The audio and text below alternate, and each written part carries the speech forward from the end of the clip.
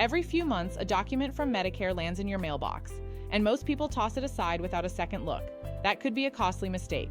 Today, we're going to change that. Let's take a closer look at what that document really is.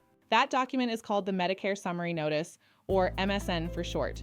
And the very first thing you need to know is this: it is not a bill. It even says so right at the top of every single page. The MSN is a detailed record from Medicare showing which services were billed. It shows what Medicare agreed to pay and what, if anything, you might owe. Think of it as your personal healthcare ledger. Now, here is an important distinction. The MSN is only sent to people enrolled in Original Medicare. That means Medicare Part A for hospital care and Medicare Part B for outpatient services like doctor visits and lab work. If you have a Medicare Advantage plan, your private insurer sends an explanation of benefits, or EOB, instead. Knowing your document is the starting point. When you open your MSN, you will see a grid of information organized into columns. Let me walk you through each one in plain English. Once you understand what these numbers mean, the whole document clicks into place. The first column is called Amount Charged. That is simply what your doctor or provider billed Medicare for the service. Think of it as the sticker price. The second column is the Medicare approved amount. This is the maximum Medicare has agreed to pay for that service. It is almost always lower than what was billed, and that is completely normal. The third column is Medicare paid. And the fourth column is the one that matters most to your wallet. You may be billed. This is your potential share of the cost. It can include your deductible, the fixed amount you pay each year before Medicare begins covering costs, as well as coinsurance. For 2026, the Part B annual deductible is $283. Once met, Medicare generally pays 80%.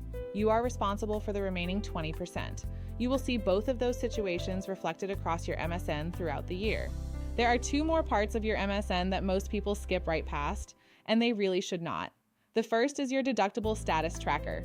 Somewhere on your MSN, you will find a summary showing how much of your deductible you have paid and how much you still have left. This resets every calendar year for Part B. For Part A, your hospital coverage, the deductible works a little differently. It resets based on a benefit period. A benefit period begins the day you are admitted to a hospital and ends after you have been out for 60 consecutive days. In 2026, the Part A deductible is $1,736 per benefit period. Keeping an eye on this helps you plan ahead. The second section people overlook is called Notes for Claims Above. It sits near the bottom. This is your guide to understanding every charge. Every claim with an unusual charge will have a small letter or number code. That code links to a plain English explanation in the Notes section. For example, a note might tell you a service was applied to your deductible, or that a claim was denied because it wasn't considered medically necessary. That Notes section is where you will find out if you have grounds to appeal a denied claim. Knowledge is power when managing your care.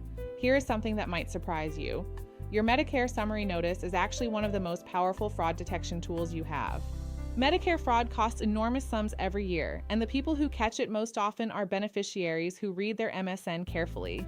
When you review your MSN, watch for these specific red flags. First, any service listed that you never actually received. Second, the same service billed twice. Third, a provider name you do not recognize. Always check the names and dates.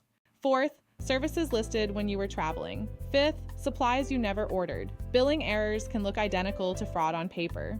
Either way, treat them with the same seriousness. If something looks wrong, call 1-800-MEDICARE. That is 1-800-633-4227 and report it right away.